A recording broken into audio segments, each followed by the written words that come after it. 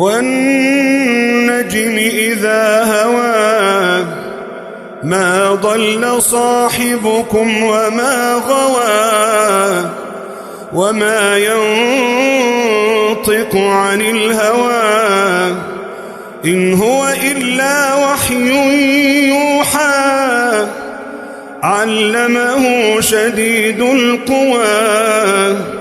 ذو مرة فاستوى وهو بالأفق الأعلى ثم دنا فتدلى فكان قاب قوسين أو أدنى فأوحى إلى عبده ما أوحى ما كذب الفؤاد ما رأى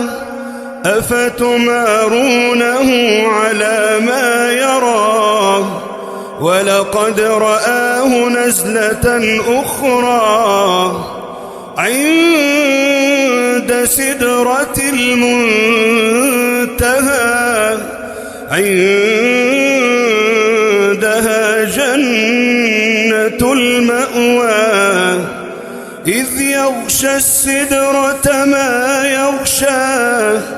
ما زاغ البصر وما طغى لقد رأى من آيات ربه الكبرى أفرأيتم اللات والعزى ومناة الثالثة الأخرى ألكم الذكر وله الأنثى تلك إذا قسمة ضيزى إن هي إلا أسماء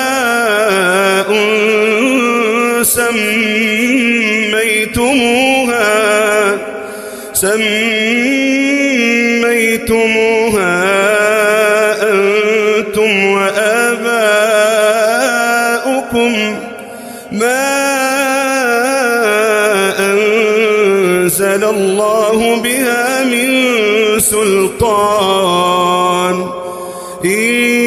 يتبعون إلا الظن وما تهوى الأنفس ولقد جاءهم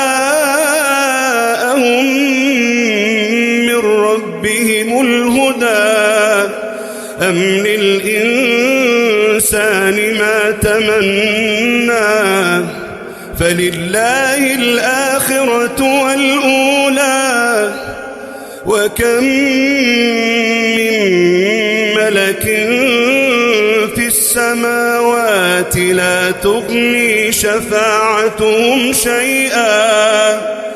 لا تغني شفاعتهم شيئا إلا من بعد أن يأذن الله لمن يشاء ويرضى إن الذين لا يؤمنون بالآخرة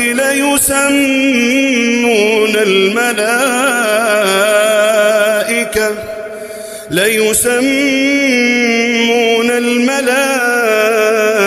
الملائكة تسمية الأنثى وما لهم به من علم إن يتبعون إلا الظن وإن الظن لا يغني من الحق شيئا فأعرض عن من تولى عن ذكرنا ولم يرد إلا الحياة الدنيا ذلك مبلغهم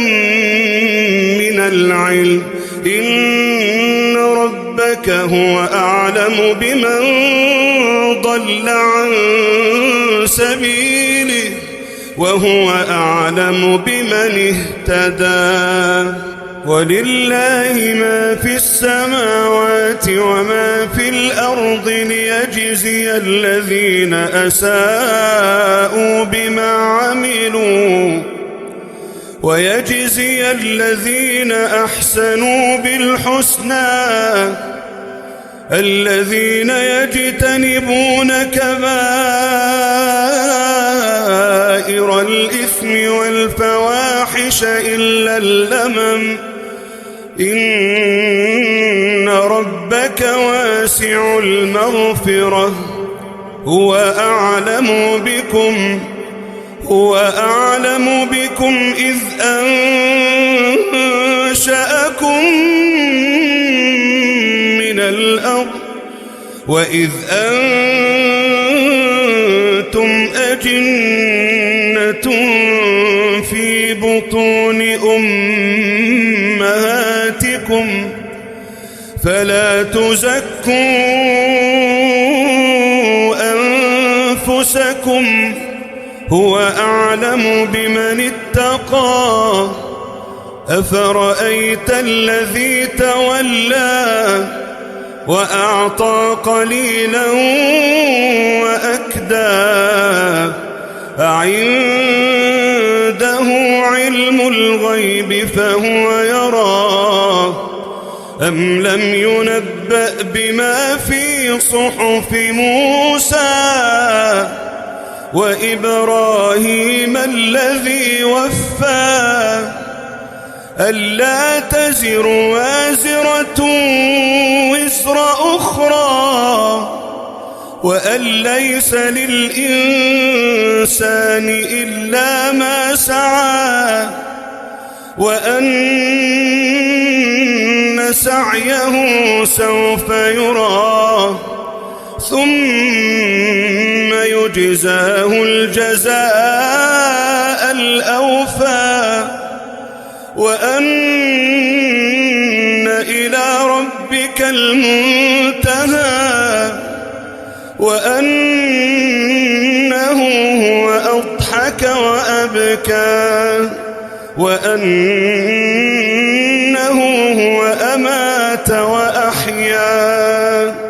وأنه خلق الزوجين الذكر والأنثى من نطفة إذا تمنى وأن عليه النشأة الأخرى وأنه هو أغنى وأقنى وأنه هو رب الشعرى وأنه أهلك عادا الأولى وثمود فما أبقى وقوم نوح من قبل إنهم كانوا هم أظلم وأطغى والمؤتفكة أهوى فغشاها ما غشا فبأي آلاء ربك تتمارى هذا نذير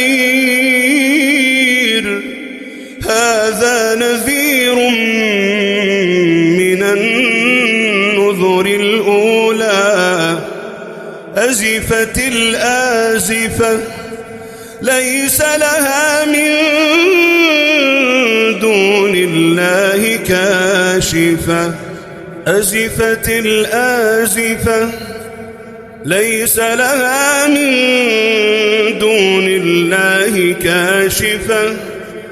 أفمن هذا الحديث تعجبون